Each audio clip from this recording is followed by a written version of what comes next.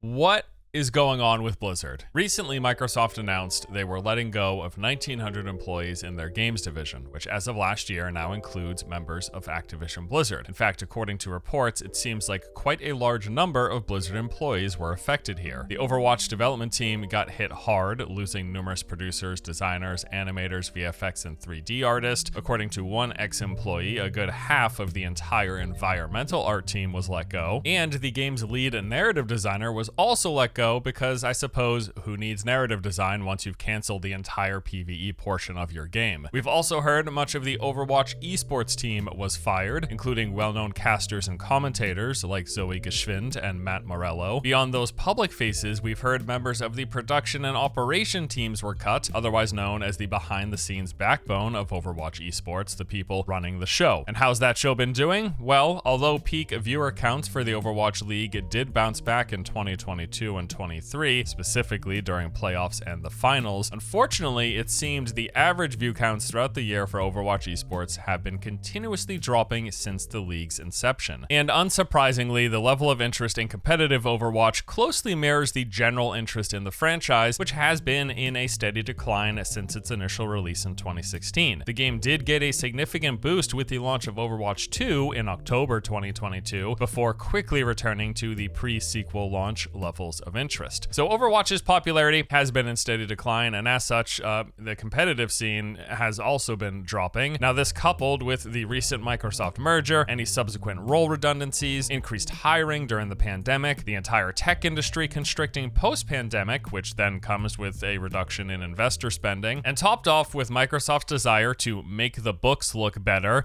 following its acquisition. All of this, and certainly many other things I've not mentioned, have resulted in the large number of layoffs that we're seeing here in the Overwatch team. And as if that news wasn't bad enough, the firings were not exclusive to Overwatch. Warcraft got hit with confirmed losses, including members of its lore, animation, and franchise development teams. And although I've not yet seen any verified layoffs for the Diablo, Hearthstone, and StarCraft teams, it is certainly possible that jobs were lost there as well. I have just not seen any official reporting or announcements from anyone let go on those teams. But the other major part of the story here actually surrounds Blizzard's in-development survival game that was code-named Odyssey. So we've first heard about this a couple of years ago when Blizzard revealed the project in 2022, announcing more morbidly, comically at this point, announcing that they were hiring people to work on a brand new survival game for PC and consoles. And again, this was in 2022, like a year and a half ago. Now, we later actually learned, though, that Odyssey had been in development since 2017, so a little over 6 years to date. And by many accounts, it was shaping up quite nicely, according to what we heard. We knew this thanks to leaked impressions from several playtesters, which were all fairly positive. And then there were the many ex-Blizzard employees after leaving the company in recent years, previously having worked on that project, that spoke quite highly of Blizzard's upcoming game when it was officially announced. So it was according to people who had played it, and according to people who previously worked on it, according to people who were previously at Blizzard but then left the company for whatever reason over the years. They said, yeah, this was a great game. We're really excited about it. I can't wait for the public to get to see it. Well, with this round of layoffs that just took place, the survival game has been officially canceled. All 6 years of development thrown in the trash, with most of the team working on the game having been fired, and those who remain reportedly moving on to other projects. And that right there is basically the currently up-to-date information that we know about the people laid off and the teams that were affected here. Now, when announcing these layoffs, both Phil Spencer and Matt Booty, in separate announcements, separate basically disclosures of it, and talking about their feelings about it and why they're doing it, they both more or less stated that the intended goal with the cuts that they made and moving forward was going to be a focus on Blizzard's strengths and its existing franchises. Clearly, they don't consider Overwatch League successful, and the dwindling numbers appear to make that evident, and that survival game evidently wasn't shaping up as they had hoped, or if that's not the case, it's certainly what they're considering at this point too big of a risk and not worth continued investment. Now, before I move forward with the rest of this video, let me just say how much the situation sucks. Like, losing your job at any point in time not an enjoyable experience, and certainly losing your financial security and regular paycheck as being part of an industry that currently looks to be tightening its belt, that is especially rough. Now does not seem like the best time to be searching for a new job in the tech industry, where it seems like every other day we're hearing about a new round of layoffs. Certainly things are cyclical, things will bounce back, people will be hiring new people, it all goes in circles, right? But it's certainly, I've got a huge amount of empathy for everyone who was affected here. So my condolences to everyone that was impacted by these layoffs. I hope that you get back on your feet soon, and I hope that your future employer is structured and managed in a way to not fire you every time they want to make the numbers look better for investors. Keeping my fingers crossed here, but evidence in recent years seems like that is going to be a recurring theme. Beyond that, this news also just got me thinking about Blizzard as a whole, the company's output in recent years, the games that they've released, and then my general sentiment towards the studio. Ultimately, I'm just kind of left with a sense of disappointment once again around Blizzard as a developer. It's a feeling that's been looming for some time, growing a little bit stronger every single year, but I've always maintained the hope that maybe, just maybe, things could go back to the good old days. Super naive, I know, trust me, I'm well aware here, very self-conscious about this. But man, I still remember when Blizzard was considered the stamp of quality in PC gaming. After all, they did set the bar for pretty much everything they made. This was the case with the Warcraft and StarCraft RTS games, Diablos 1 and 2 for ARPGs, and World of Warcraft for MMOs. If Blizzard made a game in a genre, it was pretty much considered one of the best in that genre. Obviously, though, accounting for the fact, we'll acknowledge that some people have different tastes and preferences, right? Like, certainly there were people who liked EverQuest and Asheron's Call and Ultima Online more than they liked World of Warcraft. And there are people who liked Command and Conquer and Age of Empires more than StarCraft or the Warcraft RTSs. I understand that, but by and large, across the industry, it did seem like many people considered Blizzard one of the top dogs with whatever game they released and whatever genre it was released in. This was at least true in my eyes from my perspective as a player. And I would even say this continued to be the case with many of their modern titles. Like, I was obsessed with Overwatch for well over a year. Hearthstone was a blast as well. And yes, I would say Overwatch at its release was considered one of the best hero shooters on the market, and Hearthstone without question was one of the best digital card games. It probably still is. It's one of the best feeling to play. As much as I love Magic the Gathering, all of their digital offerings have always been way behind in terms of their production value, the quality, the feel of the games. And I love Magic, dude. I grew up playing Magic even more so than I did Blizzard games, so that's saying a lot. I mean, heck, I even really liked Heroes of the Storm, although, yet being perfectly honest, I would not consider that a best in genre for MOBAs. I still thought it was a pretty cool game and I enjoyed playing it. But anyway, point being that Blizzard for many years was a very reliable developer. You knew you were getting something good with a focus on quality gameplay when you bought one of their games. And I actually do still feel that Blizzard's games do deliver best in class gameplay. Whenever I hear someone say Blizzard doesn't make good games anymore, I feel like that statement has to come with like a massive asterisk and a footnote. That's my personal opinion, because when it comes to things like game feel, animation, and sound quality, that stuff is still top notch, best in class stuff coming from Blizzard. I can definitely say that Blizzard still makes some of the best feeling and playing games on the market. Overwatch felt and played amazing, so does Diablo 4, same goes for StarCraft 2. Like I just said, Hearthstone is probably still the best feeling digital card game, and World of Warcraft is one of the snappiest MMOs, and that's actually, I think, a large part of the reason why it maintains to be one of the popular, besides all the, nostalgia for it and all of that. But yeah, these are some of the best gameplay experiences in each of their respective genres. Blizzard still absolutely nails that, without question. But as has been well documented, there's been a clear change overall over time, and that Blizzard stamp of quality has steadily carried less weight with it. While I have no doubt that there is a long list of different reasons why, like many different things that you could point to as the causes for Blizzard's decline over the many decades that it's been around, ultimately I think one of the primary factors has been the company-wide motivator for making games. The people working on the games, everyone involved in the development process, why are they making their games? What is their ultimate goal? What is driving the decisions that are being made in game production? And the fact is, the Blizzard games we get today, as with much of the rest of the AAA industry, they feel a lot more like vehicles for continuous monetization rather than games for game's sake. And I've talked about this in prior videos about the games in general, the AAA industry in general, but I do also feel this is specifically very finely showcased in when looking at Blizzard's games. The games business has, yes, of course, always been about making money, although it feels like the order of things, the order of operations in game development and selling has been reversed from what it felt like in the past. In the past, I felt like Blizzard cared about making a great game first, and then they would sell us that great game for us to enjoy, whereas today, I feel like when making a new game, the company as a whole, and I want to be very specific here, I'm not talking about individual developers, I'm probably not talking about like the software engineers and the artists and the lore design teams.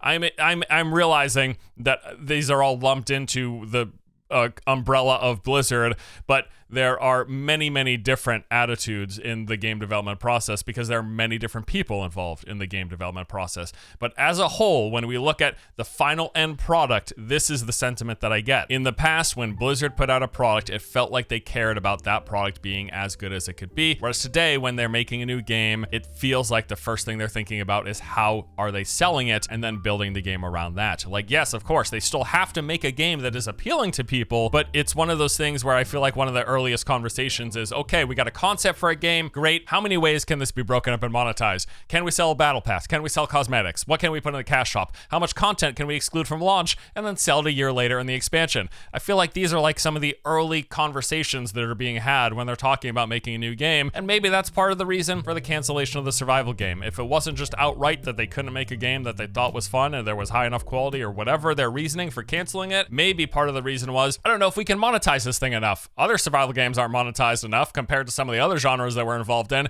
so maybe we focus on the genres that can be monetized more heavily, although I'm sure if they thought hard enough, they could have came up with plenty of ways to monetize the survival game. I feel like there's a possibility that was part of the conversation when the decision was made to cancel this project. I also think a perfect example is some of what we've seen with Diablo 4. Like, why doesn't a game all about collecting loot have more stash tabs to store said loot? What is the reason for this? Well, they've said it was due to how the game was coded with the shared world, and what if one person opens their stash, everyone has to load that stash, and then if too many stashes are loaded at the same time, the game would explode or something. Maybe that's the case, but maybe we got a limited stash tab because they hope to sell us more of them down the road. After all, they were selling us stash tabs all the way back with Diablo 3. When you bought the expansion, you got new stash tabs with it. I think it'd be naive to say that they've not at least considered that for Diablo 4. And hey, man, somehow Last Epoch, an ARPG from a development studio of under 50 people from what I saw, somehow they managed to let players have as many stash tabs as their heart desires.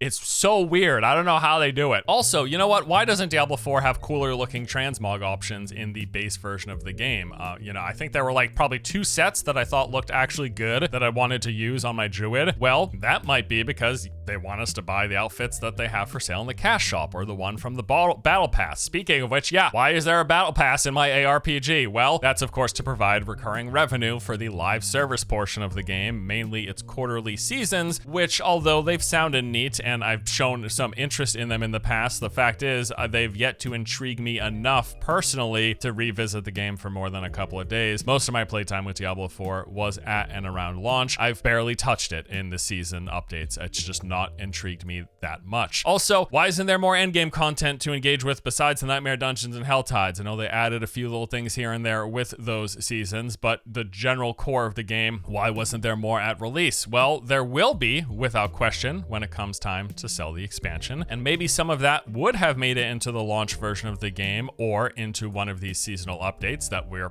technically paying for. Some of us are paying for by buying the season passes. Maybe some of those big endgame things would have made it into these seasonal updates, but this was all being held back for the Vessel of Hatred because, hey, they need to give us enough incentive with enough alluring new things that entice us enough to come to revisit things that I haven't been enticing enough for me to revisit the seasons, the big things, the blockbuster things.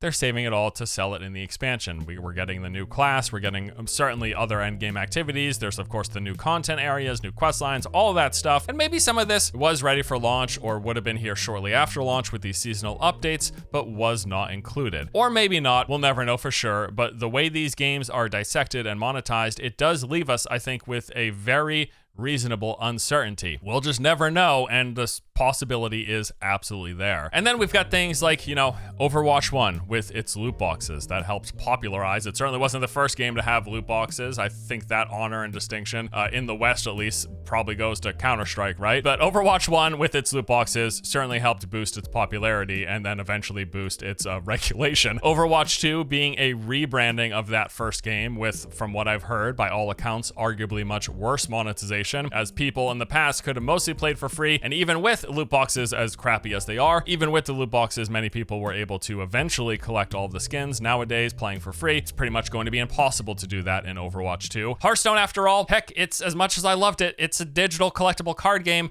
without the benefit of being able to resell the things that you buy. With physical Magic, if I buy a really rare card, sometimes that gains value over time. I've started playing back in Urza Saga, and some of those cards are worth a heck of a lot of money. And I knew people who had, the Power 9 in their collection when I started playing, which, if you don't know, those are the cards in Magic that are worth like many, many thousands of dollars. So yeah, the great thing about physical card games is that although you're spending money on these cards, you can actually make money from it. Well, Hearthstone, we don't have to talk about how kind of crappy that monetization is, because you're just pouring money into this digital card game and you'll never get any value back from it. So there you go. And then, of course, World of Warcraft, that went from being one of the few MMOs that strictly had a monthly sub, which was, I think, a badge of honor as the MMO genre started to slowly shift over time. But over time, and as time has continued to go on, WoW has also started to shift. Now they're selling a wide range of stuff in a cash shop. They sell mounts, they sell pets, they sell transmogs, they sell services like character transfers,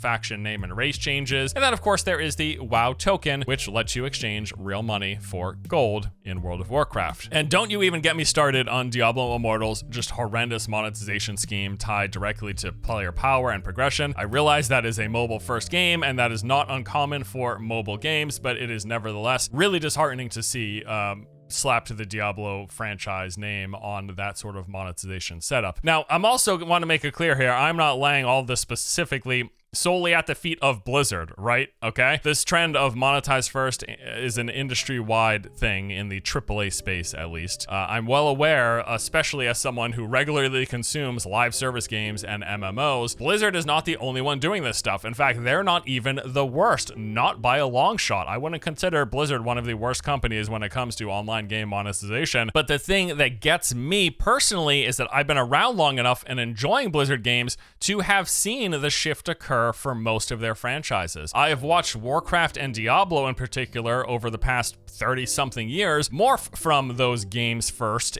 to monetization first designs that we see today, and I think that's just where my disappointment stems from. While some other long-standing video game franchises have maybe stayed more true to their roots, Zelda fans got Breath of the Wild, Metal Gear fans got MGS5, Souls fans got Elden Ring, and the many Souls spin-offs. Me, after being a fan of Diablo and Warcraft for 3 decades, I got Immortal, Diablo 4, Warcraft Rumble, and the WoW token. That's what I got. And now here we are with this Microsoft acquisition, with this recent round of layoffs, with most of the studio's founders having left over the years, and the cancellation of Odyssey on top of a new president whose prior role was Call of Duty general manager. I'm just not sure what this means for the future of Blizzard, although I don't suspect we're going to see a massive change in direction. If anything, it looks like they will be going full steam ahead with continuing to add more layers of monetization to the franchises that I grew up loving. I do suspect that they will continue to make good games that look good and feel great to play. And so long as the value seems worth it, sure. I played Diablo 4 for like 300 hours. $70, 300 hours of gameplay. I thought that was an overall enjoyable experience. It was certainly worth the money for time, for entertainment value in exchange for dollars, right? But whether it's fair or not, a lot of people were expecting a lot more and hoping for a lot more out of Diablo 4, and they simply have not yet really delivered. And yeah, I still lament us not living in the world where Diablo, Warcraft, and StarCraft got the same treatment that the Zelda, Metal Gear, and Souls franchises have gotten over the years. Maybe another time in another universe. My ultimate hope here is that the people who are still employed at Blizzard, and I want to continue to make this clear distinction, there's a big difference between a lot of the people who are the boots on the ground, working day in and day out on making these games. I'm certain most of them, many of them, are very passionate and they want to make great games. They just have to then also balance that against the unquenchable thirst for rising profits. Super fun stuff. That does it for today's video. Thank you all for watching as always. I'll see you next time.